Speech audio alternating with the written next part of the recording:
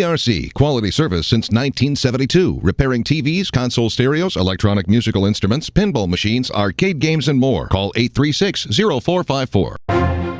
You've clicked on the Weather Xtreme video from ABC 3340. I'm meteorologist Brian Peters with you for this Saturday, November the 29th edition. And this is a rival weekend as lots of rivals are meeting, and certainly, no doubt, it's Iron Bowl, and that's a main concern. Let's take a quick look at some Skycam images. Here's Demopolis, and it looks like, for the most part, rain may have ended, at least for the time being, at Demopolis, and certainly an interesting cloud pattern down at Gulf Shores, where there is no rain falling just now, but there is rain on the lens, and you can't see very far. I think Mount Cheehaw is definitely in the clouds. We're dealing with a rather pesky warm front / stationary front. It's definitely a warm front because it's separating warmer and cooler air, but it's also not moving, so therefore it also qualifies as a stationary front.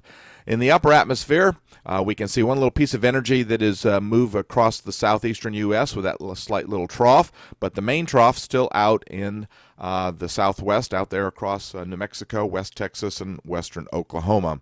Temperatures not quite as cold as we've seen over the last week or so, and certainly very mild all the way from Brownsville across to the Carolinas, across the Gulf Coast, and you can definitely see how that warm front is separating the warmer air from the cooler air across the southeastern U.S. A little bit closer to home, you can see temperatures generally in the mid and upper 50s, although when you get into the Tennessee River Valley, the air is a bit chillier there, the upper 40s.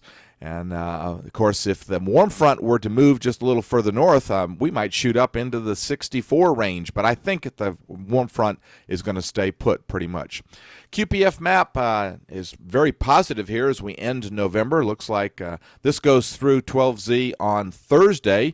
And we are kind of in a period for some light precipitation, I think, across central Alabama. And these amounts probably are pretty good. I think the heaviest rain will be further south across the Gulf Coast and across Georgia into the Carolinas.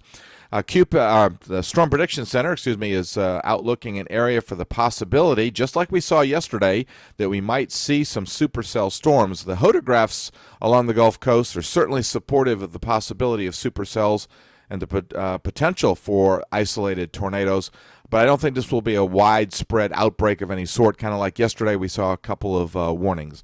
All right, everybody's interested in where the rain's going to be, and it certainly looks like the bulk of the heaviest rain, especially for the game, is going to be to the south, and we can see this on the regional radar map this morning. Now, fortunately, as we end November, nearly 3 inches below where we'd like to be, we can see that just about everybody across central Alabama got some rain, but the amounts generally around about 1/3 of an inch or so. All right, here's the 06E GFS model run, and this is the map for today at 6 p.m., and as we zoom in on this, you can see that it looks like we will see a little bit of a surface low, but it looks like the bulk of the precipitation for the afternoon will be to the south of the Tuscaloosa and Birmingham and Anniston areas. So if you're going to the game or you're going out this afternoon anywhere, you probably need to take some rain gear or be aware that we're going to have clouds, and so you might see some wetness. Temperatures this afternoon with that warm front to the south, I think temperatures this afternoon will stay in the upper 50s, perhaps reaching near 60 degrees or so at Tuscaloosa.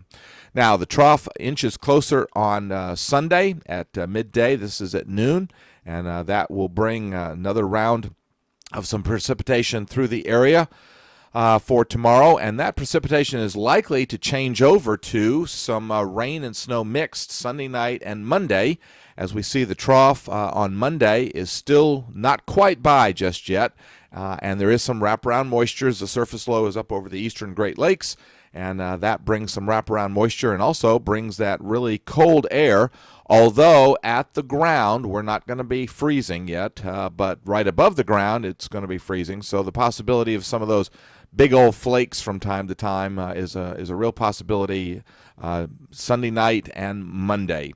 By Tuesday at midday, the trough is over off the South Carolina coastline, and with that we dry out and begin to moderate just a little bit. This is pretty chilly for a short period of time, but then because of the clouds, I think that helps to moderate the chill also.